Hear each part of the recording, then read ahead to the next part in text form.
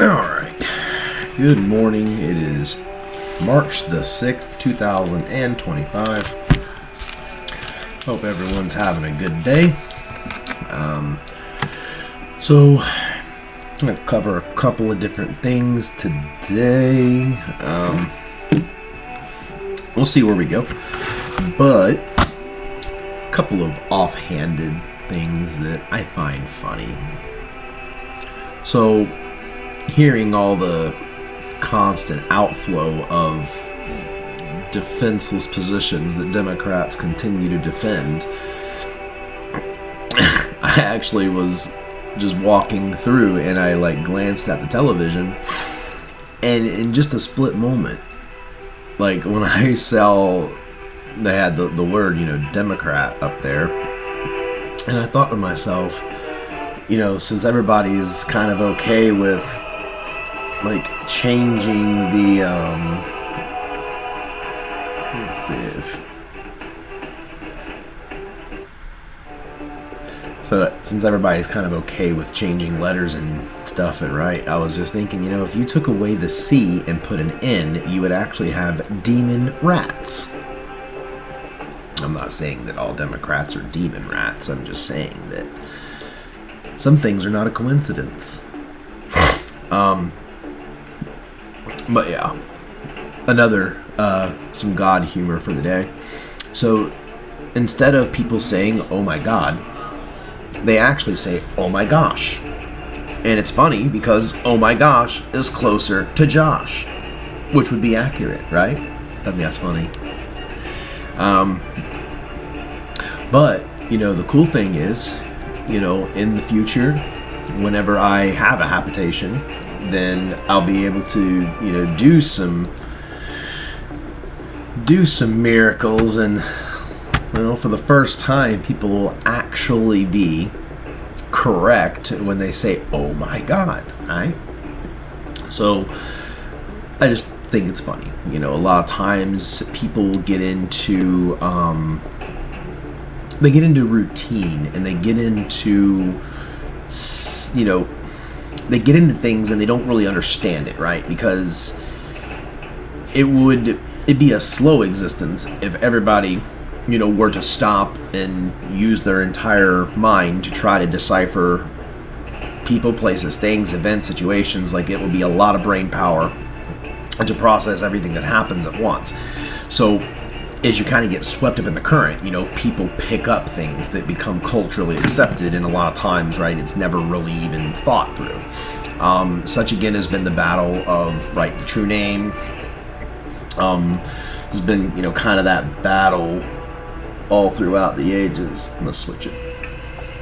And again, these are literary ways that the adversary likes to, again, plant weeds. And that's where I like to reference a lot of TV, media, movies, music. If you go back, 50 years ago, people would, say things like, hey, righteous, man, that's cool, right? That's good. You're giving kind of the proper literary word towards the situation. And then all of a sudden, wicked. Since when did wicked become cool? So that's what I mean, right? And these things integrate themselves into human society, and then we start having breakdown, right? It usually begins a breakdown of communication. So by having that breakdown of communication and the lack of understanding, right? It's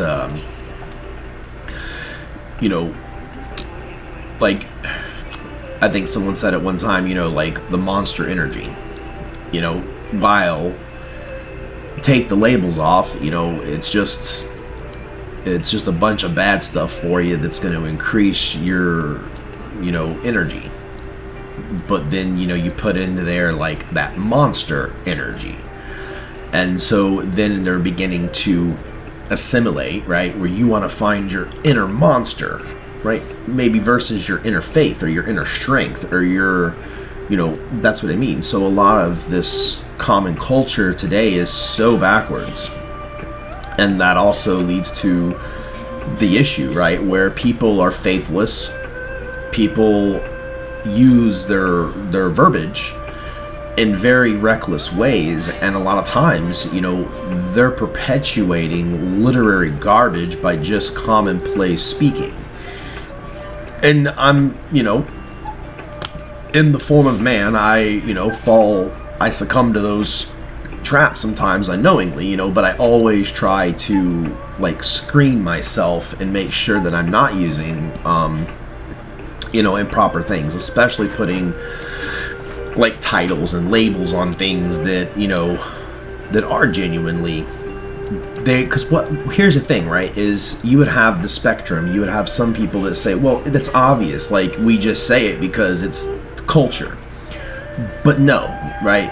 These are things that your body, as a created being, as a species in creation, right, as the human being, you guys have adaptable learning ability through your brain.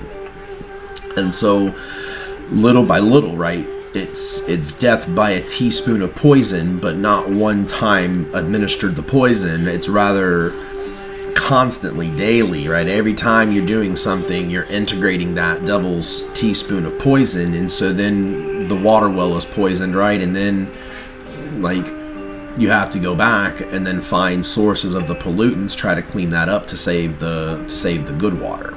So that's a bit of a cross parable. But again, the truth proves truth throughout the whole structure of the anatomy of creation, right? So in the micro, right, it would be, well, we're just talking about language use and words and what that means to this person, because they're not taking into account the literary word, but they're taking into account body language, situation, and tone. And see, they're right, because that's what I mean, right? So think of how Satan operates. If you guys can understand his pattern, his purpose, and his plan, you're actually more capable of becoming a better filter. And that really is a huge gift of the Spirit that I would love to start giving folks, as we, because right now, in terms of my cloud, I'm kind of sitting, waiting for a few others to catch up. And then while we're waiting, right, we're going to have non-stop lessons, and that's the purpose of this now. So for every timing, right, for every season, there is going to be everything due in the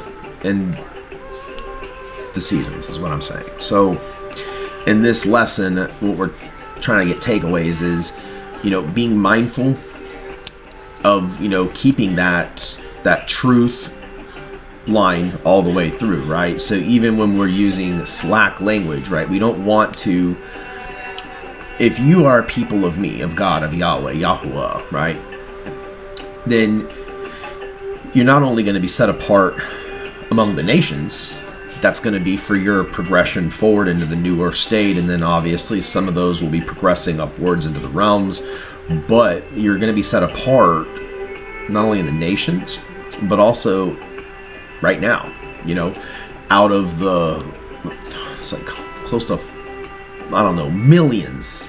I'm not looking it up, and I don't feel like searching it into the God zone right now, but point is, out of all the churches and congregations, every one of them, without a doubt, has some good people in there. And when I say good, I mean people that have a spiritual connection to me one way or another. Some people have developed that connection through hardship, and they've carved out their own side path, so then they go to a church or a congregation or a body to help supplant their current faith.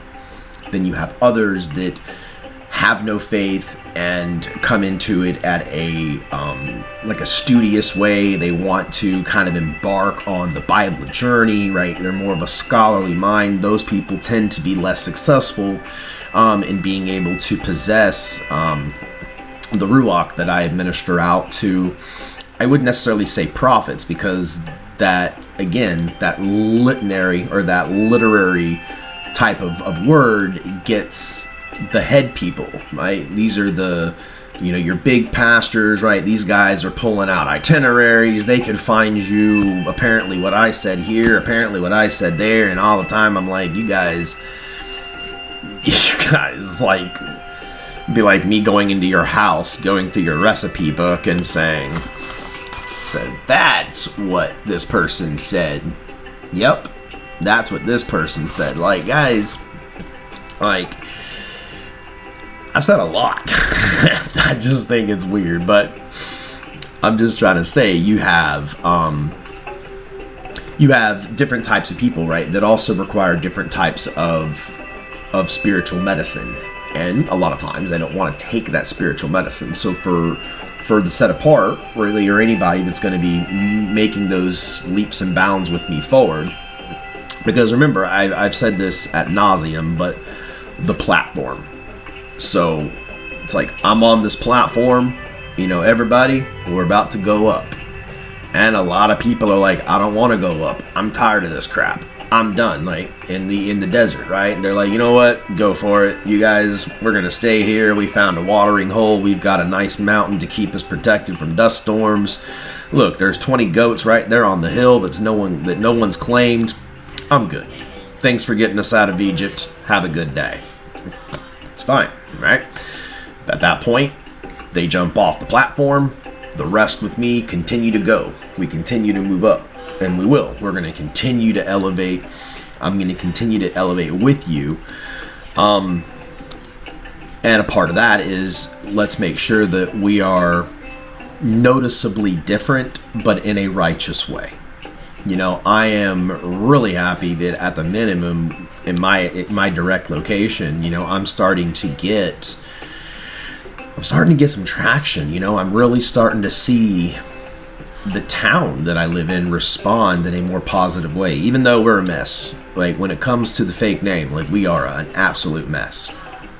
I mean, like I said, I love Hobby Lobby to pieces because they got really cool stuff, and it's one of those few stores that I can go into and go to the arts and crafts sides. Asherah can go into the home decor side. My kids can go into the game stuff. So we like Hobby Lobby.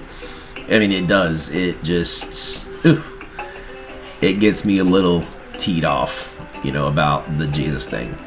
But I guess on the positive note, Asherah pointed that out the other day. Somebody had a really cool JC on the back of their car, and it was like embroidered and stuff, and it was like, I follow JC, and I was like, well, at least we don't have to change the initials, right? Joshua Christ, like, that's the real one.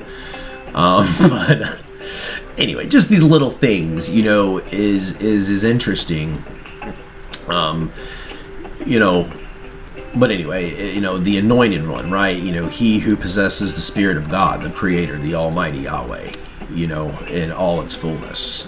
And, there is no separation between me and the Father. Like, the Father is 100% in me. And, even if I turned off my God mind and I tried to even speak separately from that, it's almost impossible for me to do. But even trying, like, what it feels like, and I've done these exercises on my own, like, just here in my own tabernacle, my own personal little tabernacle, which is funny too, because it is actually set up where, like, there is like a most holy place, then like the holy place, the outer terrace, the garden. Like, it's kind of funny how these things work out. I mean, it's funny, not funny. Like, I commissioned this house to be built 14 years before I was born, and it was like literally put into the hearts and minds of these people. They were actually snowbirds that came down. This was a newer neighborhood back. It was like 1970, and I'm not trying to go off to the side rail, but anyway, it was one of the designs that I liked, approved, and then basically I would inhabit it until it was already old, decrepit, broken.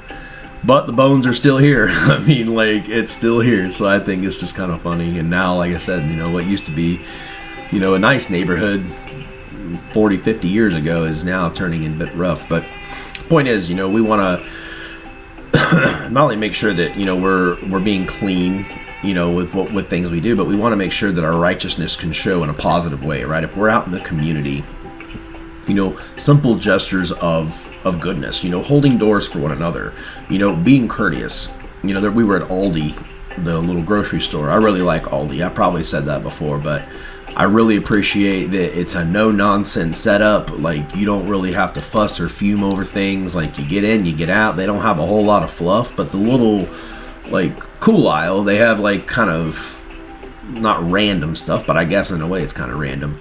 But anyway, like at Aldi, and, you know, here, me and the missus and the kids, we're standing in line, you know, we got a mess of groceries, you know, and, you know, some person, like, comes up behind us with, like, a bottle of Chardonnay, and it's like, they didn't ask to come in front. But when you are walking with me, you're walking with the true living God, you know, Elohim, me, then you're going to be constantly scanning and searching within yourself to achieve another level of righteousness, and I'll tell you why in a minute. So by having awareness, right? So being aware is being more concerned about, like, I don't want to say controlling your surroundings or situations, but in a way, yeah. Because you don't want to be ingrained with my job, right? And then it's like, hey, you just passed an eagle with a message for you, and you missed it, right? You're focused on this, and I'm not saying don't focus on your job or don't focus on your kids, like you absolutely should, but you almost have to develop a way to have the executive function remaining in the background where you're able to comfortably do your job, right? But then being able to do that in an executive function, right, with your flesh, to also be able to have that inner commentary of yourself, to be constantly seeking, constantly searching for my signature everywhere, you know. And there's nothing that drives me more crazy sometimes that when I'm with people and, you know, I'm engaging with these people and they totally miss the sign, the wonder, the miracle, or like the symbolic meaning. And if I have to point it out and then they're still like, what? Like, honestly, I can go from a really good mood to a really bad mood. Because I do these things all the time, and I embed not only symbolism, but I embed truth, but I also embed, you know, the impossible becoming possible. You know, and I like to get that glory, right? I do, because that is what, for me, I look at it to my people, is these should be signs, wonders, and miracles that you as an individual in your faith walk with me, like having a real faith walk with the living God, you should be able to be excited. That's what I want. Genuinely be excited. When you wake up, I don't care how bad or how good your situation is, if you're in that faith walk with me, you should be very happy at all the work we have going forward, because that means the more work, that means the more I'm going to be moving. And when I am moving throughout creation, when I am moving throughout people, places, and things and situations, some things that I have had to handcraft thousands of years ago, sometimes very small, sometimes there's things that I've had to go back and do or have done from the beginning of the world to set in place for times like now, right? And that's what I mean. So most of my closest followers, you know, those that are walking this path, and again, I know all of you that, you know, in a carnal fashion, right, we've never met. Honestly, I've probably never met anybody, you know, in a carnal way, and that's on purpose, because all things I want to do that I'm proving I'm doing through the Spirit alone. So that way there is no wavering. So when that time comes, right, where I'm doing my speech on the Mount of Olives, when we're, you know, going ahead and opening up the temple, when we're, you know, getting all that stuff started, but only after I've reached a satisfactory level within the goals that I have, is I want people to have not just faith, but a level of unwavering faith that can be seen throughout the world. And by doing, you know, by having that self-awareness where you could be in you know, mid-thought, and it's like, say you're going to walk into the grocery store, you got to pick up a gallon of milk, a loaf of bread, and maybe some eggs, right? Well, that's not a task that you really have to think through, is it? But that's about 9 minutes from you to get out of the car, go in. Take that 9 minutes and talk with me, right? Talk with me. I don't need you to be dressed. I mean, hopefully you're dressing normal and proper. I mean, I don't think that, especially the female side of the congregation should be wearing anything that's provocative or skimpy. I don't necessarily command anyone to wear a head covering. Although a head covering is also not a damnable thing, it's a very honorable thing when it's done for the right reason. There's nothing in my eyes that's more honorable than seeing a man submissive to his wife and his wife submissive to her man. Because if both are equally submissive unto each other, they're going to have deep concern for one another. And they don't look at each other as a possession or as one to serve the other or one to trot over the other. Instead, it is, he helps the woman helps him, and together, right, they solve problems, they have community constantly, because that's what a man and woman are for, is to be one, but also to constantly have your companion, and I know, my Ashra does not like yard work, but I can tell you this, that if I got to get out there and I need a hand, she'll put her shoes on and she'll get out there and pull weeds too. Like, she ain't afraid to get dirty. It's just not something she likes to do. And that's fine. But what I mean is, we want to walk with a level of awareness and also a level of, grace with others. That is very much where, we're encountering certain principalities, people, and powers in the natural world. You, as my people, need to, follow that, but with that grace, and always seeking for what I call synchronicities. So I'm actually going to take 5 because I got to go to the bathroom, and then we will conclude, or not conclude, but carry on. So sorry, 5 minutes. Okay, we're back. I'm sorry about that. Had a quick restroom break, and I try to talk to the missus when she's in between meetings. She holds us down in the financial sector of things, and for that I am very grateful. She's a very, very good spouse. She's a great friend and a great wife, which brings me to my conclusion point on what I was just saying is, literary terms. We were covering, when people would, say things like, hey, righteous, cool, it was the right thing. And then they transitioned into saying, oh, wicked, in place of, cool or something right. And so what happens is it actually begins to mess with the human mental cycle. And so whenever you begin to acclimate, so we're thinking boiling frog, right? As the temperature is rising, the frog's temperature is rising along with that situation or with that pot of water. And the same thing happens in the great deception of the world.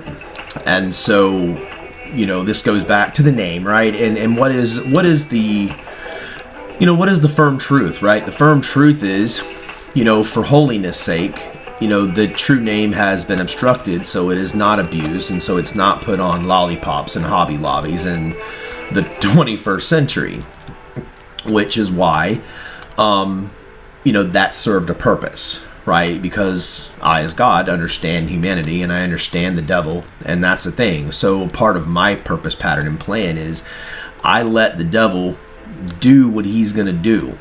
And for the most part, I try not to even obstruct him, because I always keep the light, that pillar of light, shining within those that, that wouldn't give up their righteousness to the darkness. And so a lot of them, might be 1 in 1,000, but see, they would be able to pick up on the righteous versus the wicked. They'd also be able to pick up on, and this is probably for maybe my elders too, and some of my older folks, you guys have been around long enough to see that transition. But and even putting Halloween aside as an abomination, right? Just, I'm not a Halloween God. Like, that's not our deal. That's not for us. That's, if you're mine and you're in my flocks, which hopefully now we are turning a corner, and now we're going, I'm happy to say we're in 5 figures now. So I'm feeling good about that. But the point is, the elders, your older folks will be able to know this. When the kids would dress up for Halloween, a lot of times it was a superhero, or it was community heroes, which when you look at it that way, it's like, oh, wow, they want to dress up as a nurse or a doctor. They want to dress up as a fireman or, a police officer or a teacher or a veterinarian or whatever, And then at some point, people started leaning into, and I don't even know where I can put my pinky on this one, but basically they started letting their kids dress up as little demons, right? And so it's like, so little Janie, what do you want to dress up as? 60 years ago, I want to be a princess. Oh, that's sweet. Little girls, all little girls of Earth are in a way little princesses, so nothing wrong with that. Now, little Janie, what do you want to dress up as Halloween? I want the horns, I want the red face, I want the murderer. Like, when did the ever so grotesque movie Scream from the 90s become a cultural hero? Like, there are literal demon cults out there, right? That they love that kind of stuff. Like, that is grotesque. Does no one know, like, what happens when you spill innocent blood on my earth? These are not to be taken lightly, and especially they're not to be mimicked or acted upon. Do you understand that the devil deceives slowly, and he does it generationally? He doesn't do it in a swift, quick motion that you as a person would be able to turn around and go, I got you, devil. I know what you tried to do, right? As I said, sin waits for you by the door, like a crouching lion waiting to devour. And that is what happens when you transgress me, my commandments, and you, instead of having a righteous, godly, because if you're made in my image, you should be godly. You should seek things that are holy. You should seek things of peace, of goodness, offering of charity. Always having, I wouldn't say a servant's mindset, but even I as God have a servant mindset. You are my creations, and you are my people of earth, right? And then I have my personal family, right? That's my Israelites, my Jewish family, and all the tribes. Like, you guys are my family, and the Gentiles are my adopted family. So, by that being said, I would like all the children who call themselves sons and daughters of the Most High, of me, Yahweh, Yahuwah, and you guys, right, you're going to be known throughout all the world because of your righteousness. Not because of the crucifix you wear. Not because of what church you go to, or because of, what suit you're wearing. No, your righteousness will be known throughout all the world because of who you are.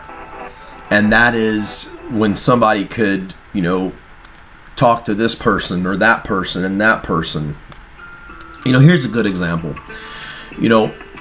I've had a neighbor who, unfortunately, he's moving, but for the great reasons that, he's going to be finally owning a home. And anyway, I'm not going to share his personal details, but my point was going to say, if you were to look at the individual on the surface, he's just like a normal, everyday guy. Kind of maybe even looks a little rough. Sometimes, a lot of our old veterans, especially from the Vietnam era, they're hardened warriors, they're vets. But you know what? Their righteousness shines through. My neighbor is always quick to lend me a hand with whatever I needed, and without even me having to ask. He's always, very helpful. He's always, got wise words to speak, and likewise, I speak wise words to him. We're both very cordial, very nice with each other. I'm just trying to say that, he lets his righteousness shine through, and through the, he's a self-employed business owner, that's on the road and stuff. But, he keeps his vehicles, his vehicles of service nice, neat, clean. His appearance is nice, neat, clean. That's how he lets his righteousness shine through in the physical way. And then in the spiritual way, he handles his customers fairly. He knows the right thing to do in business situations. He walks upright and he's dignified. His name is associated with Anybody who would know him, hey, what a great guy. Oh, he helped me here. He did this for me. And likewise, they are quick to help him. And so his righteousness also paid off when it comes to him landing the home that he always wanted. With a little favor from me, not in anything carnal. Nothing I really do is in a carnal way, to be honest. It's all spiritual. And a lot of times, I enjoy working things out for those that I find deserving. That does not mean that, I look down upon any of those that are suffering or have suffered through the hands of iniquity. That's the double-edged sword, is while evil is still in the world, and while Satan himself is roaming upon the earth, until he's gone and evil is eliminated, these problems of iniquity will remain, which is why, all of those who have desires for the new earth state, who have genuine desires to see the realm, see heaven, see me, and the glory in the temple and that eternal flame lit. These are all things that not only is this generation going to witness, but all those that are crossing that line of fire, coming to my side saying, okay, Father Yahweh, we're hearing you. That's all I want, is to hear me, and then also to understand that the Bible as written is several interpretations, mistranslations. There's a lot of time, a lot of error, and then there's a lot of things, because you guys don't really understand how long time really is, and how many different regimes, right? The rise of the Ottoman, the fall, the rise of Persia, the fall, the rise of Rome, the fall, then the re-rise. And all these things have all kind of added their own flavoring into the world mixture, and they've created their own kind of side by side. So in a way, it is like a tree that I am, the root and the trunk. And then people have kind of taken my baseline of what I said and who I am and all these things, and they've tried to make their own. And then a lot of, I hate to say it, but a lot of false prophets throughout history, especially in the medieval times, they weren't really even prophets. They were occultists. And they were talking with some dark energies, and that also but it helped the adversary as far as, slathering the earth in this big dark pitch that, they know not anything other than what they've been acclimated to. So it's just interesting points that I like to share with you guys. So let's take a look here. Where was I going to be?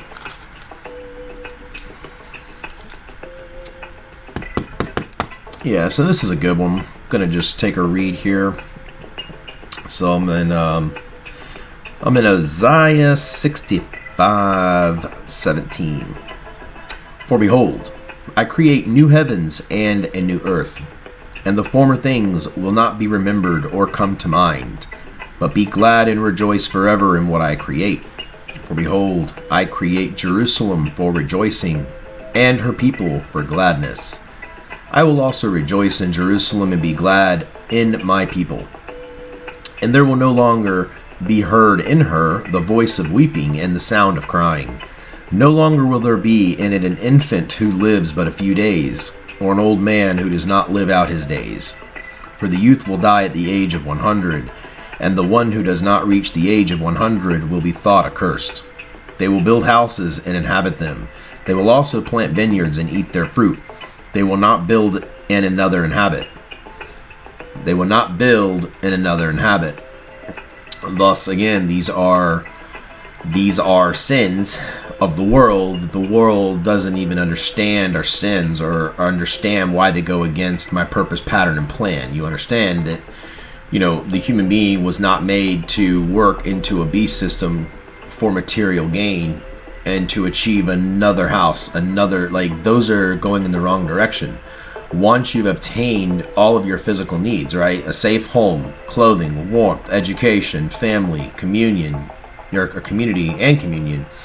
Not communion like eating the bread and the wine. That's not what I mean. I'm saying like, spiritual communion with me, right? You've established a positive spiritual link with me, the Father, Yahweh. Once you've gotten your staples, then that's when time is your friend, but also your foe. That's where you want to start branching out spiritually. You want to start growing your family into a righteous, positive way. Like all of the fruits of your labor should come through the love of the people, the love of your family, not the works of your hands. Because there's far too many times, and I mean, I've had more jobs than most of you are alive. Like I have worked every type of job. And some of the jobs that I actually liked, and I was like, man, if I wasn't who I was, I would have just stayed with this job forever. Like, I could have done all kinds of different things that I enjoyed doing, but I couldn't stay. You understand? I had to keep moving through my agenda to get to where I needed to go. But I'm just saying, let's say someone at 25, right? They're married, they've got a kid, they've achieved, a comfortable existence. The American way is, well, let's get a bigger house. Let's throw on a boat on that mortgage. Let's get that extra money dried up so then we can get you working 10 more hours a week. Once we get that 10 more hours a week, well, hey, we're going to slap on a condo, right? Because you love the condo thing. And this person is being ebbed and flowed by the world, right? You're seeing commercials, do this, everyone's doing it, come here, everyone's here.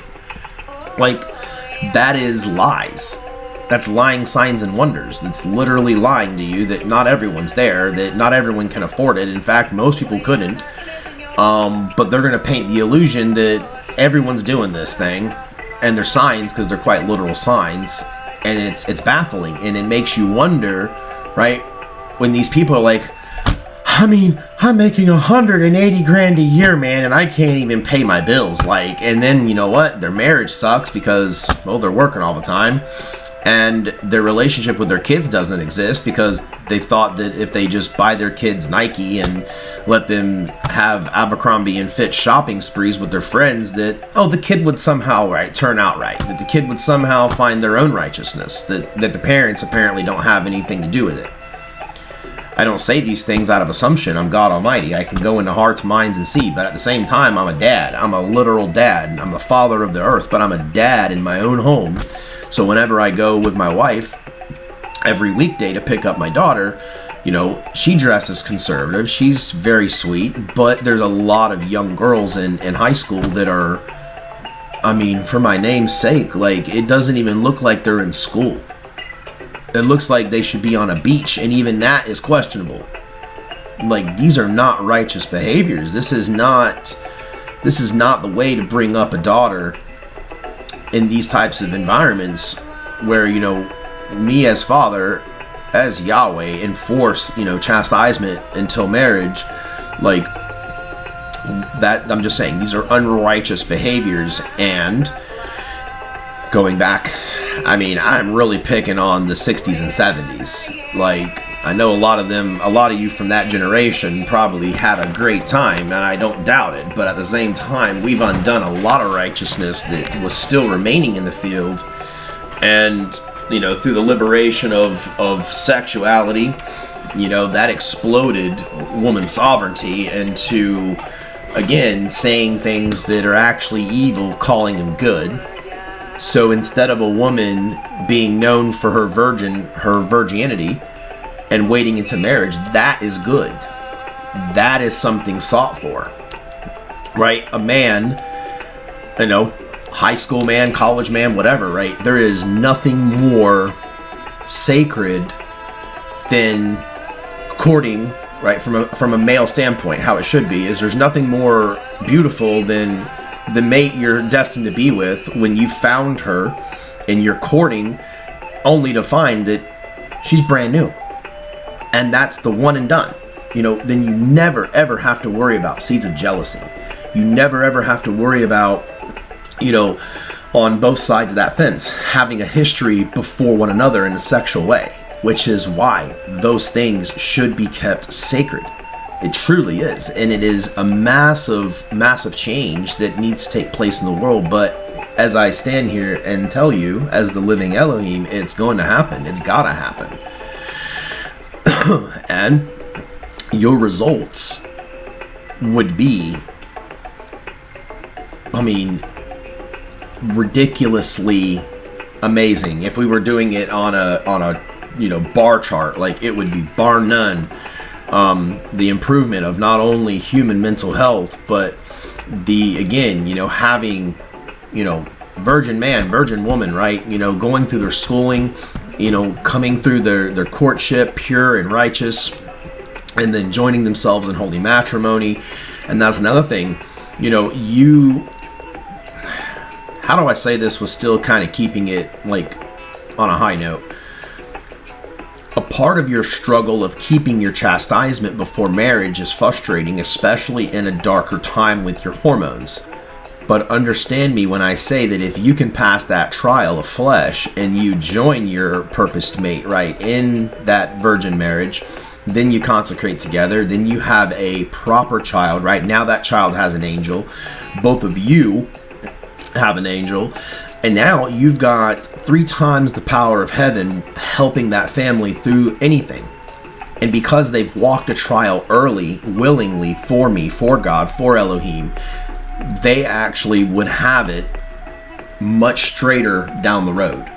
Because that's a sign of essentially, that's a sign of sacrificing youthful ignorance. It's sacrificing fleshly pleasure. It's having to essentially circumvent the penalty of the sin that comes with all flesh, and all these things that transpire again from the works of wickedness.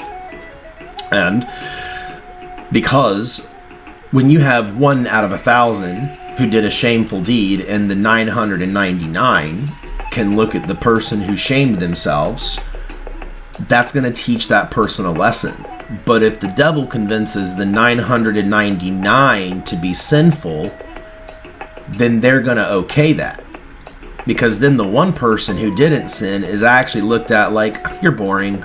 Wow. Like, we're all going to go and sin and have a good time. So, you know what? Little Mr. Righteous, you're going to stay on the shore. You're not coming on the boat where we're going to be having sex, drinking booze, and doing drugs. Well, when the devil has deceived the whole world, right, everybody wants to be included with everybody else. Because again, humans in numbers and safety. Versus them having been born with a righteous spirit, created from heaven, they have a connection with God, with me, Yahweh, and then they're given angels, they're given support. That's what I mean. Like, it's way different when you're talking about righteous path versus not righteous. And there's nothing more that the devil likes more is to be able to convince flesh that they don't need me, they can do it on their own, right?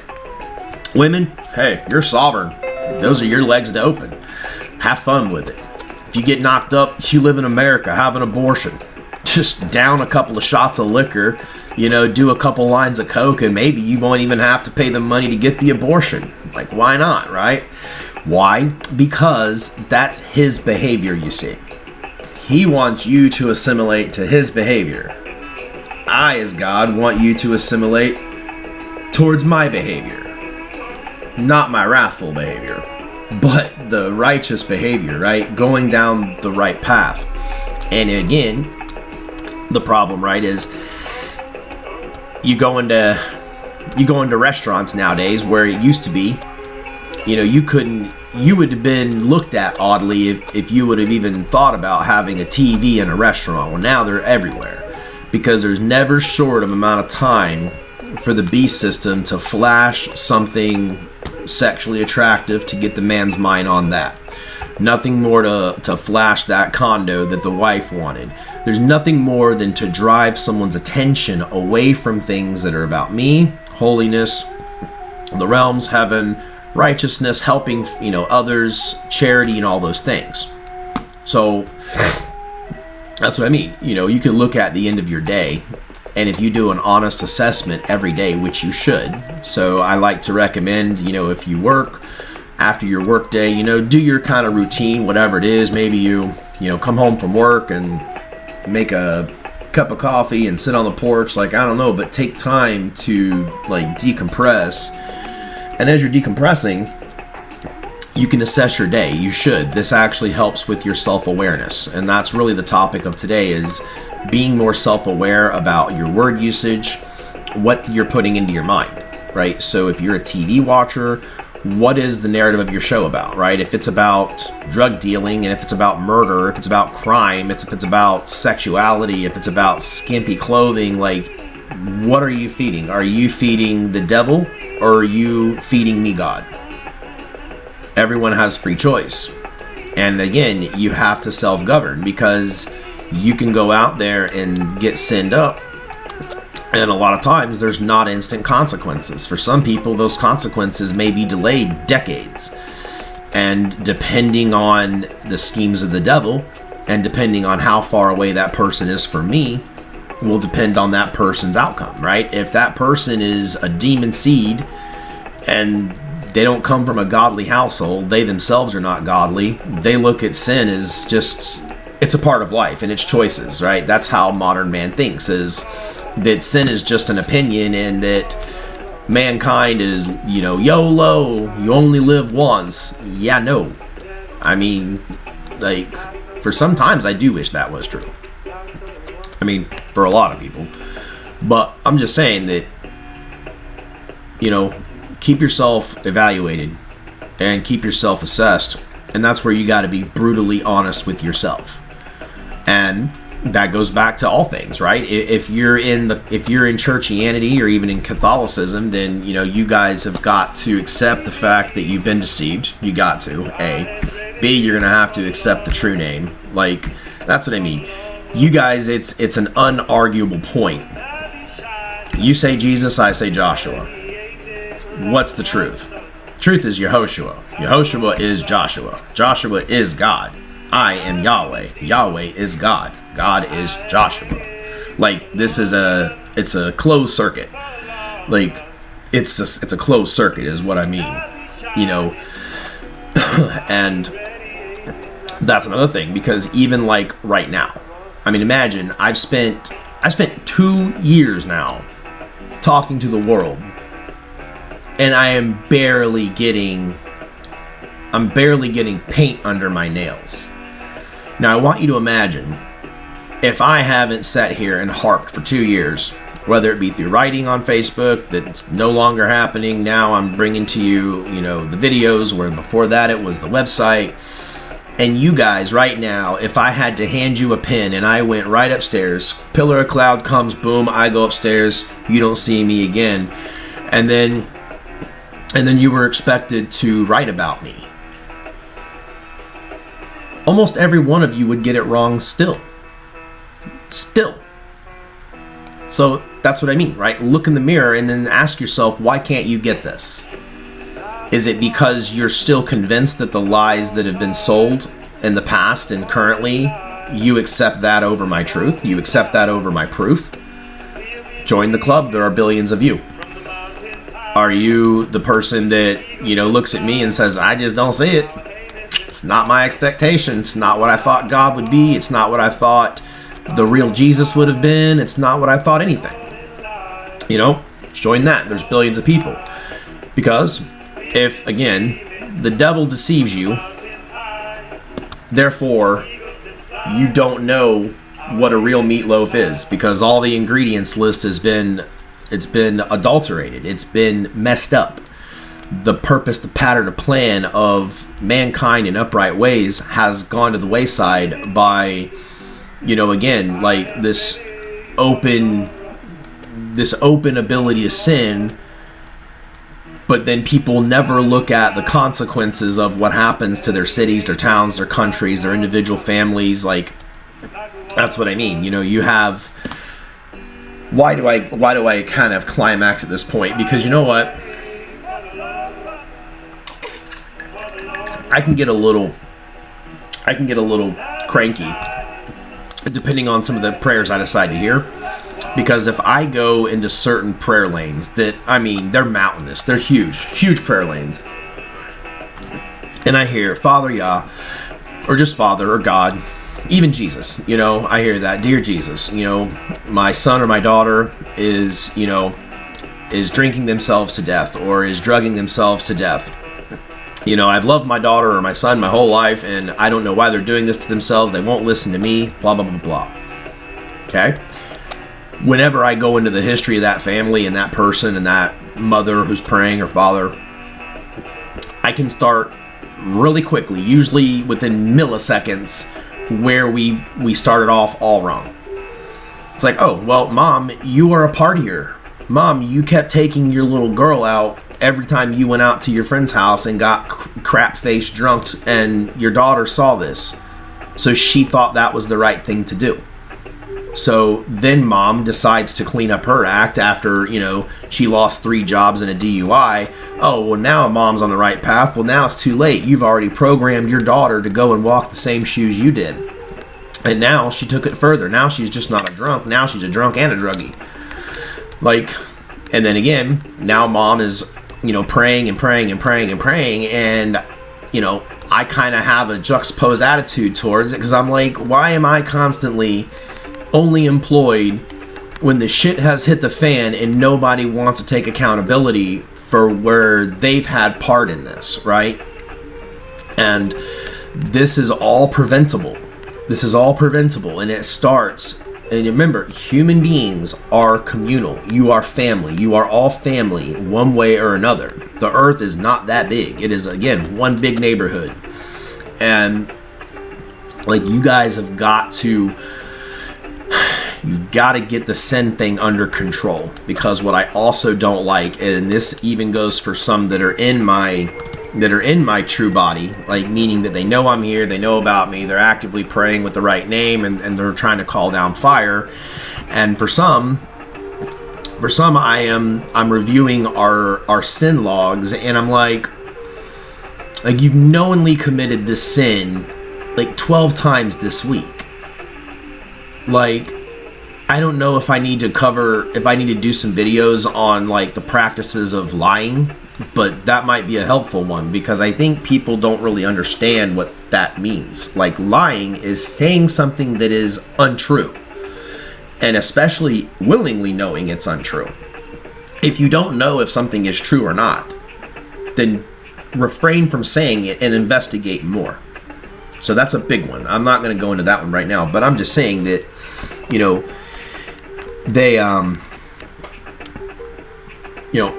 we need to be getting the sin under control. And again, you know, things I say have merit. They have reason.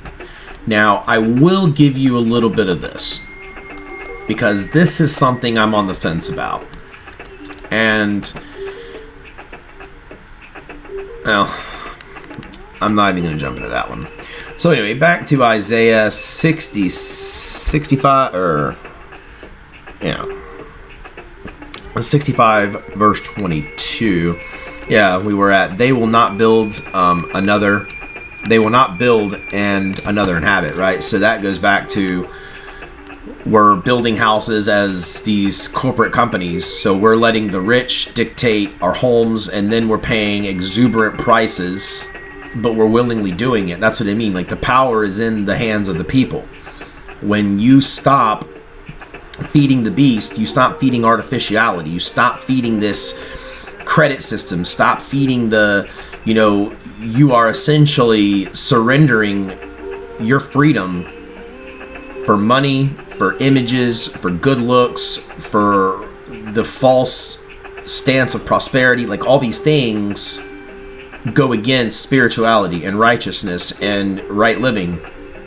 Because again, if I was a millionaire, you know, and I've achieved my, I've got my house, it's not overly crazy fancy, like, it's just a nice solid home, like, you know, it's well built, it's custom, you know, I've got my land. I don't right now. I'm saying if I did, got my land, I've got my sheep, my flocks, I'm good to go, you know. Well, what do I have left? Oh, I've got, you know, $500,000 left or more, or whatever. okay, I'm going to start figuring out where I can start passing that over, and then by passing that over, right, we're going to continue to fill other cups. That's what I mean. We're not short in the well. We're not short of empty glasses, but there are others that have puddles beneath them. And then some are in 20-foot deep pools with how much water they're pulling out of that spring, and they're just sitting in it. And then they, again, this is not, like, what is that? Right? You're choking up a stream. But they will not plant and another eat. For as the lifetime of a tree, so will be the days of my people. And my chosen ones will wear out the work of their hands. They will not labor in vain or bear children for calamity. For they are the offspring of those blessed by I the Lord, and their descendants with them. It will also come to pass that before they call, I will answer. And while they are still speaking, I will hear. So that's something I do very literal. It depends on what level you're at in your walk with me. Because I know a lot of people will listen for 5 minutes, think they've gotten something, and then they'll go and run off and spend 3 days making their own video, only to find out that I've picked up my cloud and I've moved 10 topics over. So a lot of this is listen, lament, meditate. Listen again, lament, meditate. Figure out spiritually what it feels like, what it sounds like, what it tastes like. Then try to take that spiritual meaning and understanding and apply it in practical life, and then apply it directly. Then you start applying it everywhere. Like you're kind of, you got the magic spray. Start spraying it everywhere, right? Trying to see how you can take this knowledge and wisdom and start applying it places and nouns, and then you'll begin to uncover the glory. Because, as I do, where was I here? Because it will also come to pass that before they call, right, I will answer. So I answer a lot of people that are in my congregation, my true body. I answer your prayers before you've asked them, because I already know in your situation what's about to come your way. And depending on where you stand with me and how much of a purpose that's going to work, depends on what move I'm going to make. So yes, I am, doing things before people are even calling. And also, while you're still speaking, I will hear. So when I've said I literally can tap into prayers, and I tap into morning. Oh, there's Little Bird. Sorry. I tap into prayers in the morning usually. I like to just get a good feel, but all throughout the day.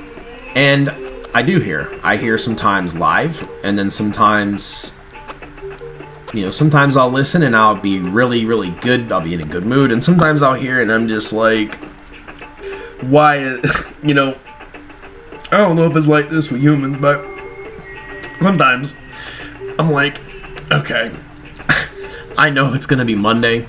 And about 5 a.m., the most thing I start hearing, like, God, I don't want to go to work. God, I don't want to do this. It's so cold outside. God, it's so cold. I'm like, what are y'all doing? Are you praying or are you complaining? Because I'm hearing both ways. Like, if you're going to pray, then pray. If you're going to complain, then keep me out of it, is what I mean. Like, you're annoying me. And I get it. It's not a sin to complain, but you're doing yourself a disservice. And that's what I mean. Try to don't get lost in that linguistical trap, because it really is. It's having that trap that people are in and they don't realize it.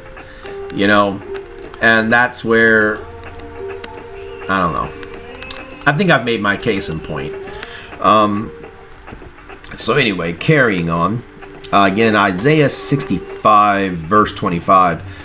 Now here's one that I know a lot of people thought they knew this one, and depending on who you ask, they say that I changed it.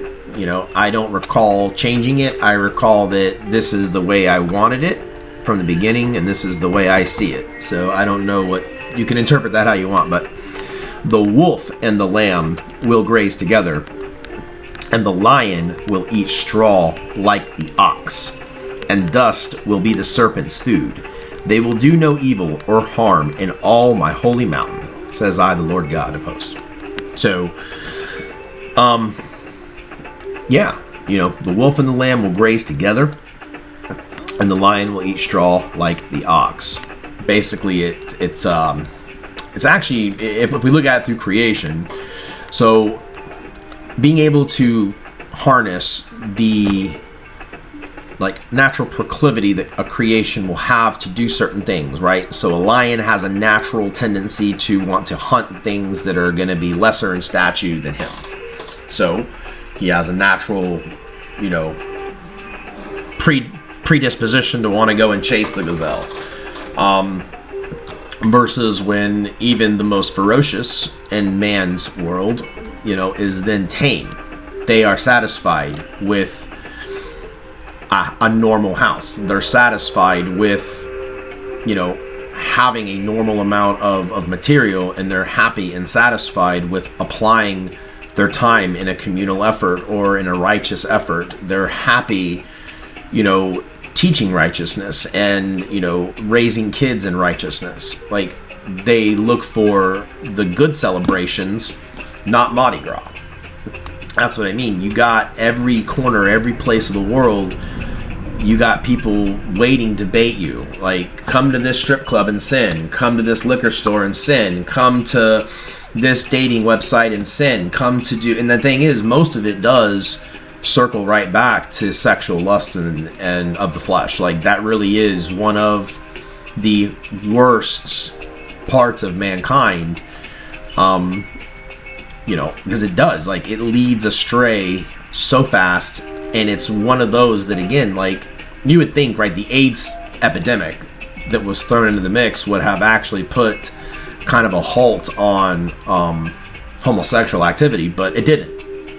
No, mankind will say, okay, we'll take the punishment, and we're just going to try to find a workaround. That's the devil. That's satanic shit. Is they're just going to find workarounds for a deadly disease that is supposed to keep people out of sodomy, but it doesn't. They just take now medicine for it and then put it on the TV.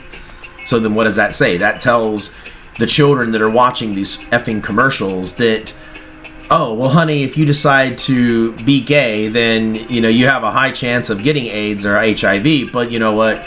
If you do, honey, we'll still love you, and then we're going to help buy you medicine for it. You're aiding sin. You are an agent for the devil. You are not with holiness. And again, is why my rage against the churches is because the same damn people that do this have a crucifix on the wall. They got an old dusty Bible somewhere, and they'll be as hypocritical to the world while they have got so much sin in their family and in their closet, but they refuse to use their own eyes to search themselves and rid themselves of the sin in which they commit or that in which they propagate. So, I came down on a local church about a year or two ago. My son's school had an event, and I was outraged that we're playing, at an elementary school, we're playing this, heavy rap music, and then if you listen to the lyrics, it's this isn't godly, this isn't anything. And I have one eclectic taste in music. I listen to mainly things that don't have a lot of words. Mainly just ancient soundscapes and just different things like that. And I will listen to, praise and worship music, using the right name and stuff like that. But I'm just saying, it's having self-awareness, self-inventory. I've said this before, a lot of alcoholics in AA actually find the truth. And I've worked my way around the alcoholic AA side quite a bit in my journey. But because the AA book is very much written like the Bible. The first part of the book is, the doctor's opinion, right? And then it also is how it works, the doctor's opinion, and then you go through the 12 steps. So it would be very much like God's opinion, how it works, the spiritual transformation, and the 10 Commandments. So if you looked at the AA book, kind of like the Bible, right? God's opinion, the story of, God, me, and the 10 Commandments, right? Which is the steps, basically, or your guideline. And then the rest of the AA book, right? It says... the rest of this book are what we were like, what we did about it, and what like the outcome was. So the Bible's written the same way. It's, what was before, and then after my intervention, what did it look like, and then what was the outcome. You can clearly see the outcome that continued to sin was death, destruction, and destabilization, and a toppling of a nation, versus those who obeyed could get honesty, righteousness, and start getting back in my line in the way I like things done. They were spared and then began to move on to become a great people and then a great nation, and then only for the cycle to rebound back again, where the devil gets more crafty. He embeds even deeper, like constantly trying to get that workaround. And then it's this constant good versus evil. And what I as Elohim am going to be doing is destroying that evil. So then there's no longer that force working, at least that force working to propagate it to you. And you'll know when that's done, because half the garbage you guys have on TV won't exist, because those people that create that garbage will cease to exist as well. So that's a warning for a lot of you creators out there, you many pharaoh gods, lots of little Amun-Ra's. You guys, keep perpetuating lies, you keep perpetuating sin, you keep perpetuating media content skewed towards audiences, any audiences. I mean, I don't care, any audiences. Like, you guys are, painting the crappy marriage is normal. You're painting cheating is normal. You're painting living beyond your means normal. You're painting violence normal. You're painting murder normal. You're painting like rape even not normal, but you're putting all this garbage into the human psyche. And what is your goal? Money? A piece of paper that then gives you the ability to purchase more shit? That's your goal? You would rather... That would be the equivalent of taking a gallon of gasoline and walking into a botanical garden and dumping it all over the garden because some asshole at the gate said he'd give you $20. Those of you who do this, you can do a self-examination and you'll find out pretty quickly that you are not mine. You are the devil's seed, because you will say it yourself. You will do anything for money. Depending on how much money, most of you, and I mean 95% or higher of those would do everything, including commit murder, rape, I mean some of the most heinous things in the world for a piece of paper, for some Donkey Kong tokens. That would be the equivalent that if you demon seeds out there were playing, the game Donkey Kong on the console, and you really wanted that coin, even though that coin did not matter in real life. Like, and you guys, in this quote unquote real life, like, that's what I mean. Like, things matter, but you guys apply all the things that shouldn't matter to matter, and all the things that do matter to not matter. Like, the devil genuinely has you guys wrapped up and gripped up. And you're going to have to start cutting those roots, and you're going to have to get out of the deception. And that's the thing. As long as you're holding on to Jesus and you're not making your transition to the true name, the true God of Israel and America and the creator of the world, then you are going to remain in deception. There is going to be no room for people in the Bible who said, yep, this was Johnny or this was Janie. Yeah, they held on to the name Jesus, and then you read, so many of you, like I said, you're going to read your Bible passage, or I will. And instead of me reading Isaiah, it'd be Janie. Oh, and Janie continued to say Jesus, and Janie continued to accept sin into her life, and God left Janie forever. And then that's where it stops, right? No one's ever going to read about how Janie succumbed to sin and how the devil used her to reach 25 more people to commit sin on his behalf. So laying it out straight. The devil's going to offer you pleasures of the flesh. That's what he does. He's going to offer you a hardened heart, so it's not going to hurt when you sin. That's a bad problem to have. All right, so many of you. Is also going to offer you an unsound mind, so it's not going to bother you that you can take deception and lies and let it spill out like water. It's another problem you have. But then also, right, he's going to remove the shame from you, so you can't even do a true self-inventory to a point generationally that you become so immune to sin, at least by your own understanding, and then you are so deep in it that you don't even know you do it. Wicked! Come on, guys, like, you gotta wise up. And, you know, you all hate me for truth. You do, like, you really do. Because no matter what you say about Jesus, it's undefendable, guys. Like, it's undefendable. There's no way you can defend it. It's impossible. And it's not only it's an impossibility for that name to exist. I am the Spirit of God. I am Yahweh. I was there. I can tell you. I'm telling you now. Like, so I mean, you are on purpose choosing to side with deception. You are standing on that side saying, nope, not righteous, wicked. We're not dressing up as doctors for Halloween. We're going to go as little devils. I still get mad at that little girl who went to one of the largest mega churches in where I live. And this little mega church and I have had like occasional run-ins. And I mean, they're not bad people. They are deceived people. That's what I get angry about.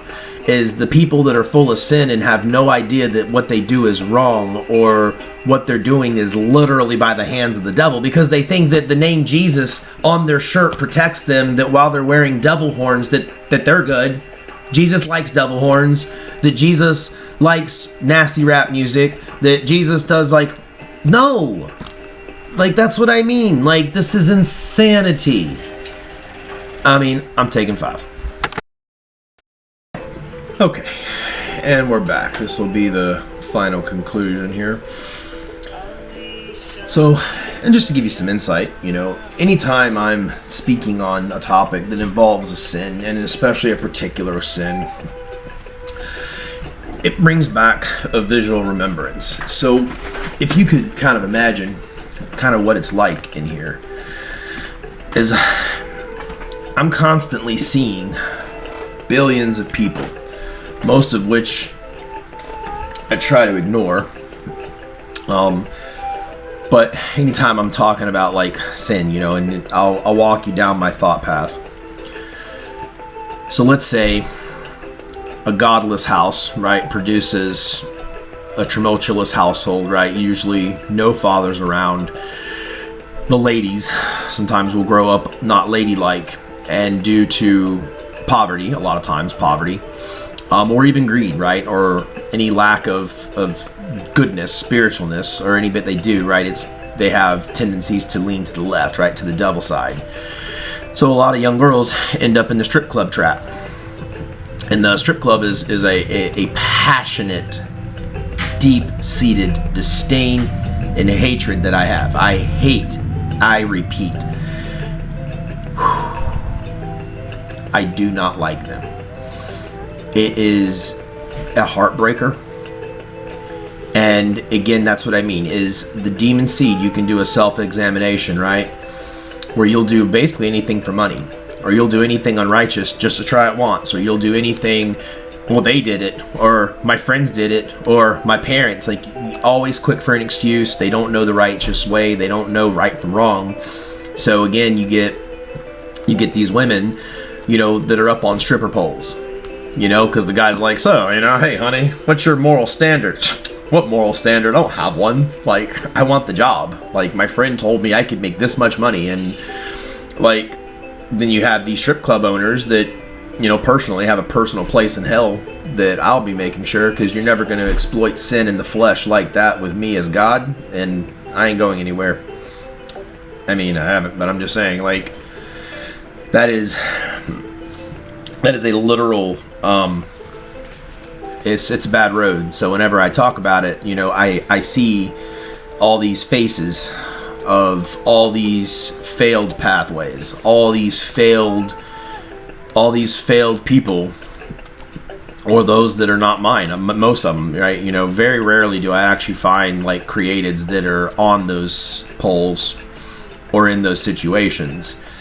And, you know, a righteous woman, you know, who may have sinned here and there and ended up in a position where they're even offered that opportunity, they still wouldn't take it. Like, that person, that woman would end up choosing to be homeless and starve before she would ever subject herself to, you know, the devil's horde. So that is, you know, again, in my summary, and then I'll let it go for the day. But in my summary is, you know, let's make sure we're being mindful of the small actions that you as an individual do each day.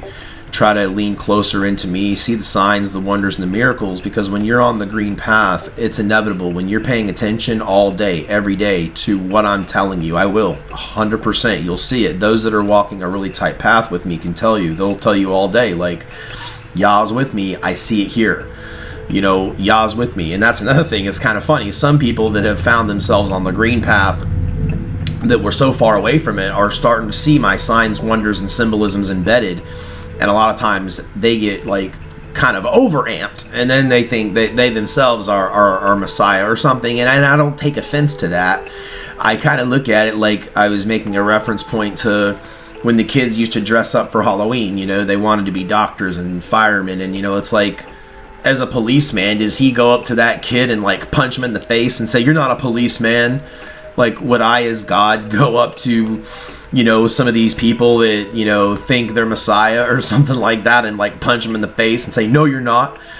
Like, I look at it in some ways like I'm kind of like, I'm bashful. Like, that's very sweet of you. Like, I look at it kind of that way, you know.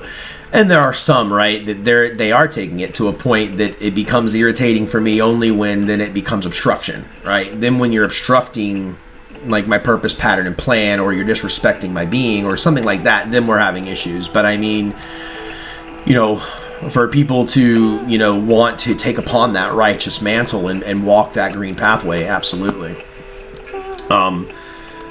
Because if we, you know, if I use it and end it with a crop parable, you know, if I've went out into my field and I've hand planted my tomatoes, I've hand planted my peppers, I've hand planted my potatoes, and I've hand planted this perfect smorgasbord of things, and I'm tending to them very carefully, and then only to have the sinful creation for $20 came over while I wasn't home and, you know, poured gas on my crops, you know, and ruined them. And that's what happens when women are ending up in strip clubs and sons are, you know, defiling women, and you have sin culture that is overrun and over rampant in the hearts and the minds, the souls of humanity, and they all do it with a fake name that they call holy, and they can't even see because they're in the boiling frog pot that they're so deep in deception and sin. Even the normal things are full of sin and deception, where that's not the norm. And that's not what the norm on New Earth would be. You know, on New Earth, when heaven is anchored to earth, in a very real sense, and that's what I mean, like, I will be able to, as God, come down from heaven when I choose. I mean, I do now, but I mean in a witnessable way. That's kind of one of my biggest accomplishments while I'm down here is to make sure that I have that temple open. And you know what? If the world fails me, then that's fine, because guess who doesn't fail me? Me. It's why I'm here. It's why I do what I do, because I don't fail me. And you know, if I have to buy 100 acres in Arkansas, which is where I'd like to move, I would build my own temple, and then I would just put in the hearts and minds of the world to come visit me where I'm at. And the thing is, I'm kind of a bashful God anyway. Like, I don't want to be, I'm not a politician. I don't want to be president. Like, I don't, you know what I mean? I just don't want that kind of attention. I would rather my attention be on my signs, my wonders, but knowing that this person talking to you is truly the God of Abraham, Isaac, and Jacob. One of the only combative things I have in my own heart, my own mind with that is, I have my own set challenges before me, but they're also for a reason, just like everything was for a reason, right? The fake name was for a reason because it's a test of loyalty and a test of truth and a test of knowledge, and also a test that I know unequivocally that, in order to get my name and in order to pray and in order to do a lot of these things, like, you're going to have to be at a certain level of righteousness. But, one of the things that I combat in my head is, I can understand Hebrew and like historical things because of my visual memory and my interactions with people, places, and things and times and stuff like that, right? And then I can go up into the heavenly abode and I can see the visuals of the transliterations of things. But Hebrew at one point was like a native tongue, and it's like I lost it in this epoch on purpose because it was supposed to be something that I could learn with my own people, and that's the thing. But having things in thought versus having things in play, sometimes they can sound better in my mind than what is being put into practice on earth. So then it's like a workaround. But it wasn't necessarily what I said. But anyway, rounding it out here, Isaiah 66, thus says I, the Lord Yahweh, heaven is my throne and the earth is my footstool. Where then is a house you could build for me? And where is a place that I may rest? For my hand made all these things. Thus all these things came into being, declares I, the Lord Yahweh, Yahuwah. But to this one I will look, to him who is humble and contrite of spirit and who trembles at my word. And I do. And that is where, if we're talking about what moves my ruach, what moves my spirit, are people that they do fear my word. They do know my person, highly respectful, and they're meek. Because you know what? When someone is meek, humble, respectful, fearful of the word, they know me, the Lord, that's the kind of person that I pick up as that seed, and I say, you know what?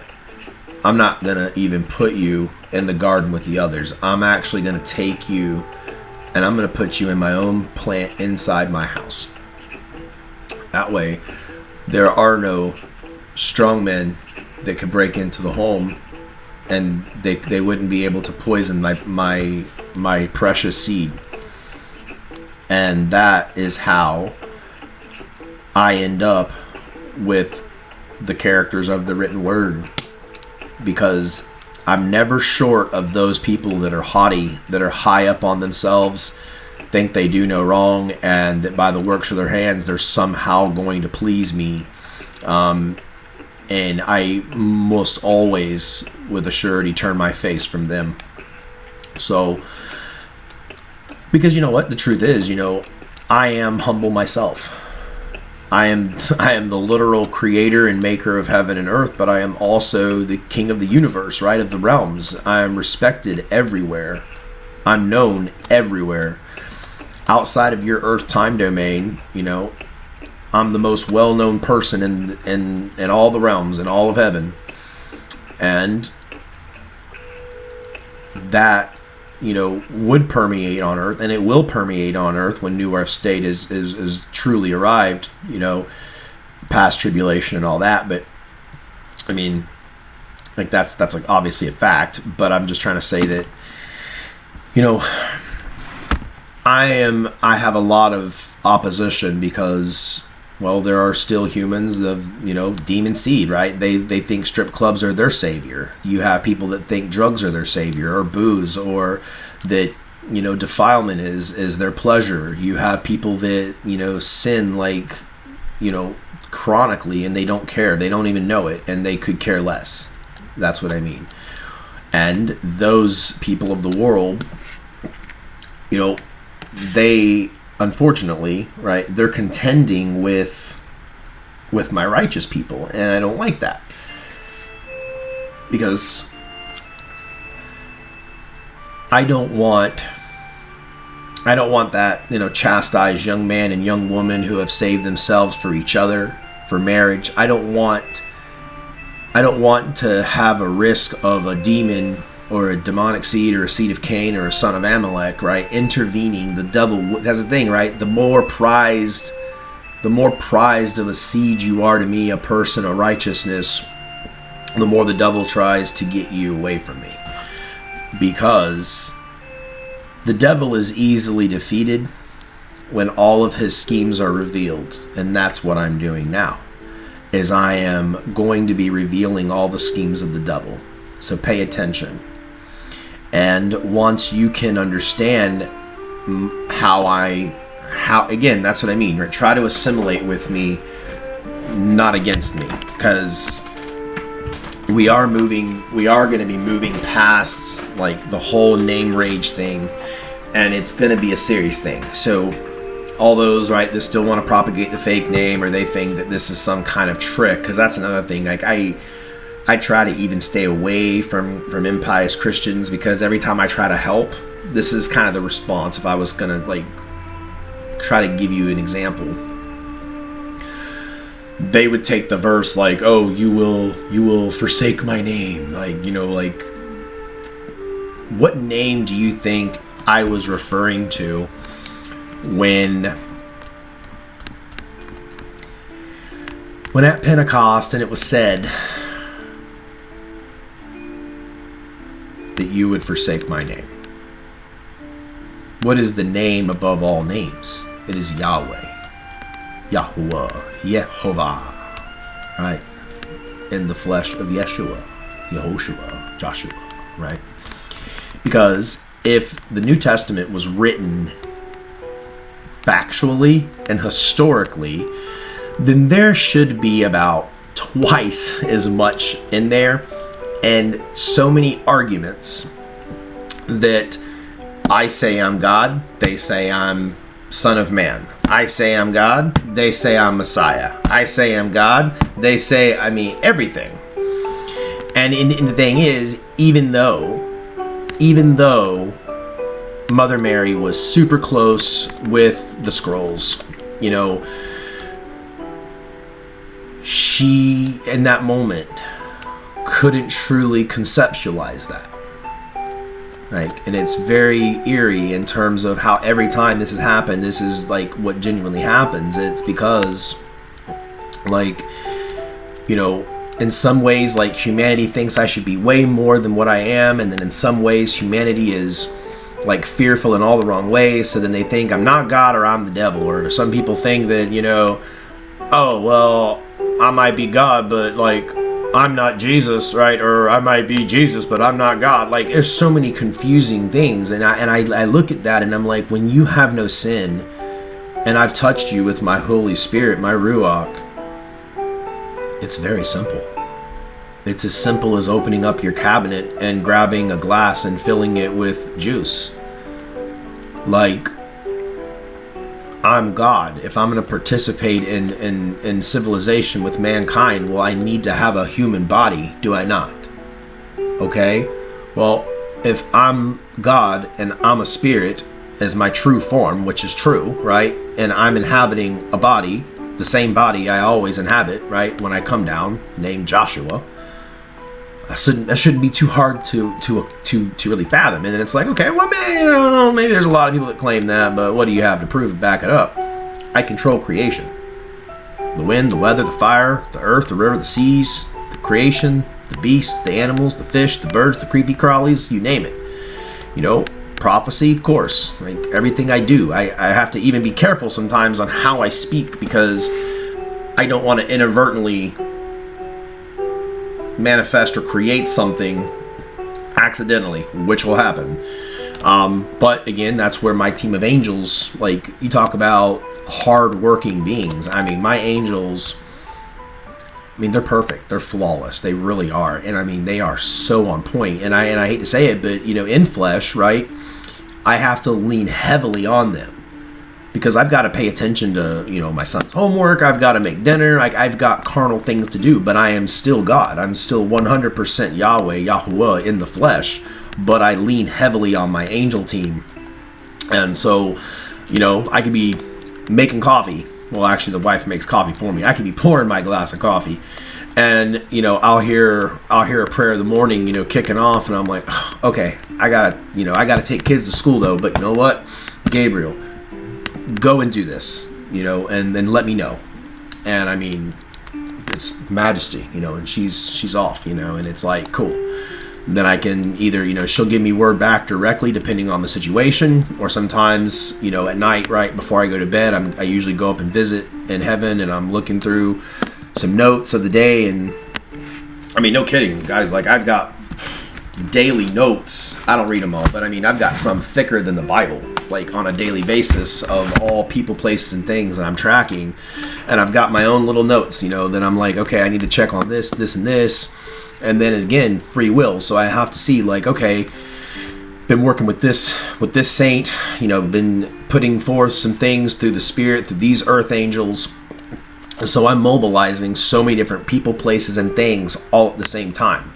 So the message I may have had yesterday or the day before or last week, like every message should be heard by all, or at least all those that are in my body or in my churches, you know, in any true way. Like I know that there's going to be your, you know, your man worship churches or your churches that are still under deception that won't, and that's fine, right? Because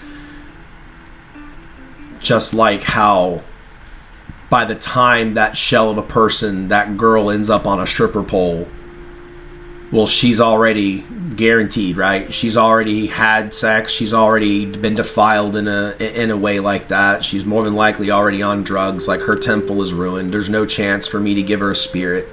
She would need some severe rehabilitation, cleaning up her act, and then surrounding herself with community members that are going to be able to support her long enough for her to get clean enough for me to even consider her again, right, for a spirit. That's what I mean. If someone's defiled so bad, and they don't have a spirit, like they're in genuine, true danger. New Earth State, there will be no strip clubs. New Earth State, there will not be. I've actually heard someone ask this. Was it Rabbi? Oh, I don't know for sure, but it was a rabbi that brought it up. That's another thing. Like some of you guys are having, you know, table conversations, and I'm talking offline, not carnally. Most things I talk about are through spirit. I can see what you look like. I can see you doing all these things. But the rabbi said, like, you know, what do we think that means, you know, when it comes to Hashem and media? And he's talking to his fellow rabbi, and I started thinking, and I said, yeah, that's actually a good question. You know, what does that mean, right, for the future of media? Well, I'm already over my time on the video, but what that means is, you know, we're definitely not going to be like indulging in, you know, things like Die Hard, right? Like people have asked, is it a Christmas movie? Unequivocally, yes, it's a Christmas movie. Why? Because it blasphemes my true name, number one. Because even though it's not my real name, the intent of it is. And that is disrespectful unto me. You know, Christmas I find disrespectful unto me because it pacifies the flesh and pacifies the heart's desire while maintaining a narrative that is untrue, and it's being propagated as true. And then when truth begins to hit it, it clashes, and then those that have no truth in them see me as their enemy, and I'm the actual person. Like that's the whole frustration about it, right? I've used this parable before. You know, if we're at an Iron Man signing, right? Well, if you've ever seen the Iron Man movie, right, then you know that Robert Downey Jr. is the actor that plays Iron Man, okay? So you have a bunch of, you know, kids, right? They're lining up to see Iron Man. Well, if it's Robert Downey Jr. and he doesn't have an Iron Man suit on, the kids are like looking like, where's Iron Man? And they're looking, and the kid gets up there. He's like, so where's Iron Man? Robert Downey Jr.'s like, hey, it's the guy behind the mask. And the kid's like, oh, I wanted the Iron Man, right? Meanwhile, 2 booths down, somebody rented an Iron Man costume, and you've got kids wrapped around the building. They're like, it's Iron Man, it's Iron Man. And it's like, this is an odd situation because the actual actor that played Iron Man, nobody cared. Like, oh, Robert Downey Jr. Oh, well. To the kids is what I'm saying. And so that's what I mean. Like this is Christian. This is Catholicism. These are your Baptists, your Lutherans, your Methodists, all this nonsense. And it's like, they're just looking for the fake Iron Man costume. They don't give a rat's ass about what's in it. And it's like, I'm the real God, and people don't care. Like, it's strange. I mean, it's strange, not strange. It's not strange because I understand the world's deceived, and I understand it's wounded. I understand it's going to be a pain to get people back in the right way, and that's the thing. I got to leave here soon to pick up the kids from school, and inadvertently, I know I'm going to see unrighteous people, right? Treating others badly. I'm going to see people cutting off in traffic, these wonderful bumper stickers. Like I got this guy that is in my kid's car line, and I hate this. Because then my son is reading this stuff, and he knows it's unrighteous. And you know what happens when Cameron gets upset? Cameron can get upset, and the same type of things that happen when I get upset. Like, Cameron can call down the thunder just as much as I can, and I mean, he will. But there's this car in the car line. It's got this big old sticker, and it says FUCKYOU. Like not only do you have a kid, man, but and then a mom in a minivan, like, I'm not drunk, I'm passing snacks and whipping ass. Like, I get it's funny and it's hokey, but it's unrighteous, don't do that stuff. Like, again, we are then putting it in our kids' mind that it's okay. Like, that's what I mean. When that child grows up, having a mom like that, I know exactly what kind of person that girl's gonna be. I've seen it. I've seen it for thousands of years. I know these things. And you know what? That same girl's gonna grow up. Well, my mama said, pass the snacks, and the thing is, they emulate these behaviors, and that's what I mean. So if someone is not critical of themselves, then they're going to be sloppy, and that sloppiness is going to transmute into a sinful way of life. That sinful way of life is going to be a model representative for other children that person has, or even those people are exposed to give a sense of okay. And that is not okay. That defiles my earth. It defiles creation. It defiles the true way of life. And as much as I do not want to be a judgmental, wrathful Elohim, that is still a part of my duty. And if I get to a point where I am seeing, and I do now have, so it's time is trying to be stretched forth for those to try to get through the gate, because not to put too much of a highlight on it, but I think we're about 8 days now. To the full moon.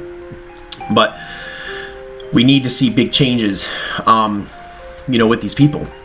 And that's the thing, right? Because this is very much, if we're on that right side of righteousness, and we're moving the needle closer to me, that's kind of the safer you're going to be moving forward. Then the more in line with me you get, the more further you're going to go.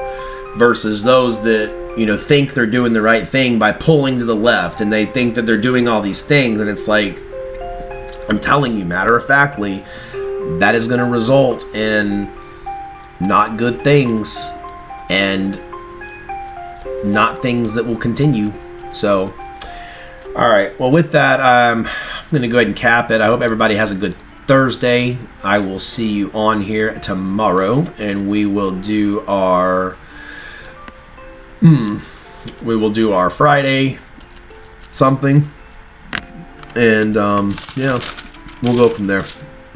I don't know, we'll see what I'm hearing between now and then. Hopefully it's going to be a good day. I hope so. No promises, but I love you all. Have a good rest of your day.